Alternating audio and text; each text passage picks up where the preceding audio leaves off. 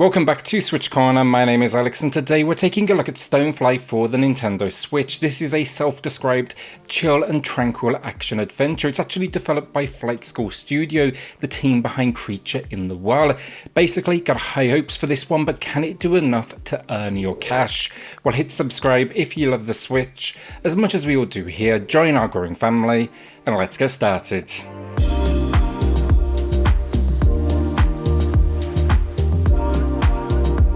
So story, and here we find ourselves in a world of what is like overgrown and oversized jungle. You are this human character though by the name of Annika. Opening the game you understand your father is an inventor of sorts and his prized like possession is a mech which is completely kitted out. Now of course you kind of loan it and you lose it, and now with your father upset you set out to recover this family treasure from those that took it. Story is just okay, honestly. It's all very basic, and even then it's let down by some writing that is on the weak side. It never captured the emotion of the moment for me. Also, this is a weird world. It has a ton of potential for history, but that's never discussed or broken down. There is the odd occasional character that comes along, for this ride on this journey, manages to make it just okay, but I do think honestly it's a bit of a missed opportunity and its delivery just doesn't do it justice. So gameplay, and it can be summed up as exploration, resource gathering, and then combat. Every mission starts at a hub location that changes throughout the game, and you'll be able to choose from a number of different locations on a world map to explore. They just happen to also tell you what resources are going to be on offer in each of these locations as well, something you will definitely rely on as this actually leads to upgrades, those mech adjustments, and yeah, that's yours to get your father's back, so it needs to be as strong as possible. The exploration though, it's a whole lot of platforming and there's some real standout locations as you hunt out this loot. It is absolutely as addictive as you would expect. The combat though, gotta say here, it is a little weak. It can be summed up as attack your foe until they flip over, then push them over the edge. You can't just shoot them or anything of the sorts till they, turn to dust. Enemy variety fortunately is varied with their attack patterns and more importantly the moments when you can stun them, but it only goes so far until you just get a little burnt out on the same kind of final blow formula. The controls though, that's where this one's trying to stand out. From the exploration to the combat, these mechs, they have all sorts of just unique abilities, whether that's gliding, bouncing to move faster, attacking with gusts of wind, dashing, and honestly that selection there is just the very beginning. Explore though, gather these resources, and then see more options and upgrades become available. The upgrades, the new moveset, that's what eventually would keep me kind of engaged towards the end game. I just wanted to see how far I could push these mechs, and it has a good pace with its progression in this area. Now with it being self-described as chill and tranquil, I would agree for the exploration, but in the combat, the game, it likes to overwhelm you at points. It kind of locks you into an arena and just throws enemies at you. You've got to clear that location before you can move on. So in combat, I'm going to give the warning, maybe not as easy as you may expect.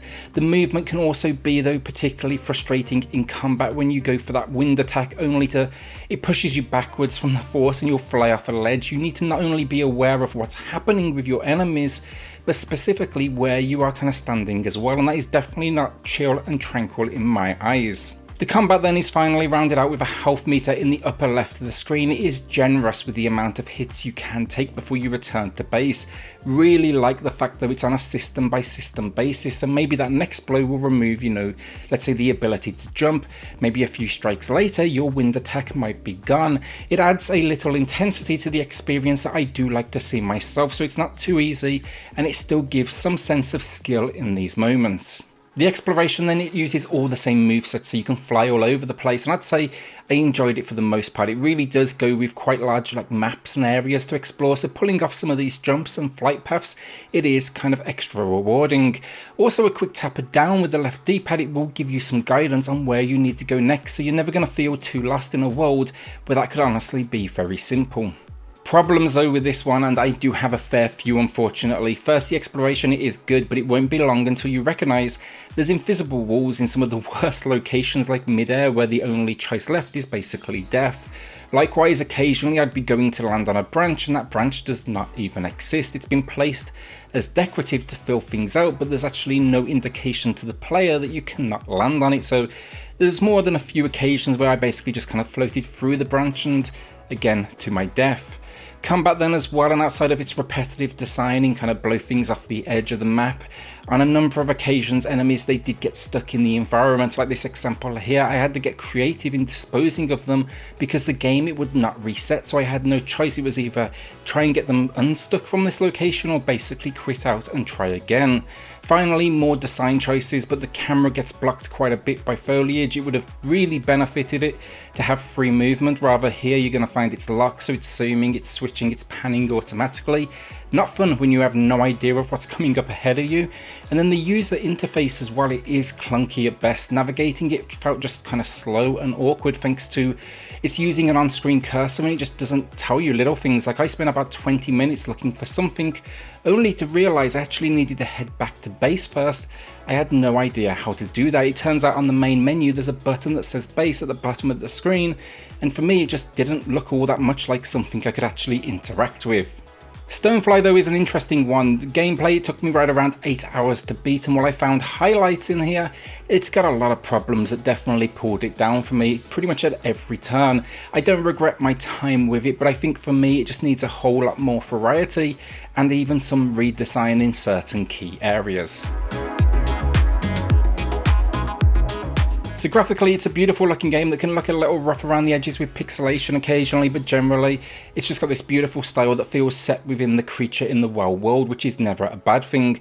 Basically, it's almost hand-drawn, there's bold colours, and it just absolutely stands out as very different against, you know, the countless releases we do see each week. Sure, there's the odd bit of pop in here and there, but nothing that's going to impact your enjoyment, and this is where they needed more story. It frequently changes the state of the world around you, from jungle to almost crumbling terrain to snow, and there's just very little there to back it up, and that's a compliment honestly to its world design and look. I liked it so much, I just wanted the game to kind of be willing to tell me more about it.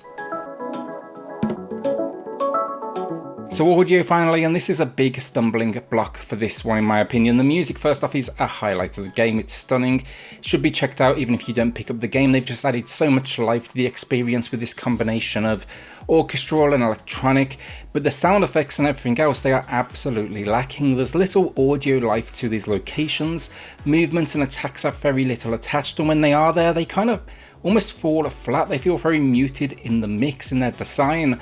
And then the story, it desperately needs voice acting, because I think it could have at least added a little more weight to this story it is telling, because I just don't think the writing on display offers that at all. It leads to very dull feeling story moments that should have and could have actually been more emotionally impacting. Instead, you're just going to be left here to kind of read along with the game. So overall, Stonefly isn't quite the follow-up I had hoped for from Flight School Studio. I'm confident after Creature in the Well though in saying I believe they could be a seriously big deal and stand alongside studios like Supergiant Games, as even here their creativity and their flair for the unique, it just absolutely stands out. Sadly though, this time there's just too many flaws for it to get a strong recommendation from me. The story here is a little uninspired. There's quite a few weird issues like areas and enemies and yourself getting stuck, and you know, the inclusion of terrain that you can't stand on and simply go through. You know, these are weird problems to have, not frequent again, but also still frustrating as you take that damage for going somewhere on the map the game is letting me go to. Get over these problems though, there's still something to enjoy in here that is, you know, unique. But it's up to you now basically, will something that's unique and different help you to kind of forgive the shortcomings it does have?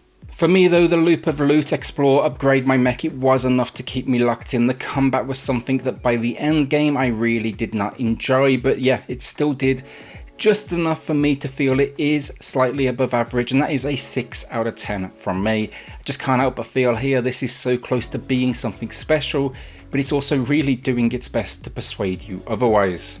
Will you be adding this one to the collection though, or are you holding onto that cash? With that then, a shout out to the patrons of the channel who are just going above and beyond to support SwitchCorner. It helps more than you know, so thank you all so much. If you do want to check that out for yourself, I have linked it in the video description down below. Then hit subscribe if you love the Switch as much as we all do here. Join our growing family, and I'll see you all on the next video. Thanks everyone.